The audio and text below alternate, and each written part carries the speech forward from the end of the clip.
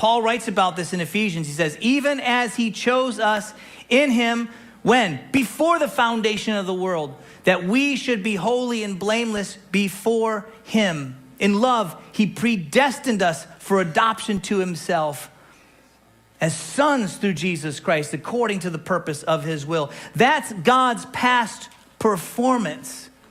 Sometimes people say, well, you should never look back. You should only look forward. Well, that's true if you're thinking of something bad. But if you're thinking of something good, you should look back. You should celebrate that. That's something that God has done. That's God's past performance in your life.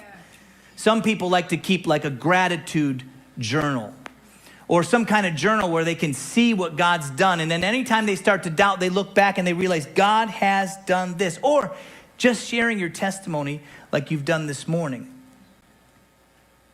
But here's the question for some people. What if God hasn't done what you hoped for? When you look back in the past and maybe you hear people saying what God's done for them and you're like, yeah, but God didn't do that for me. Well, there's a couple things, and we can get into this more later, but it's possible that what you wanted wasn't best for you. It's a tough one, isn't it? You thought this person or this job or this situation was best and God didn't do it for you. He might just be, as Jesse said, saving you from yourself.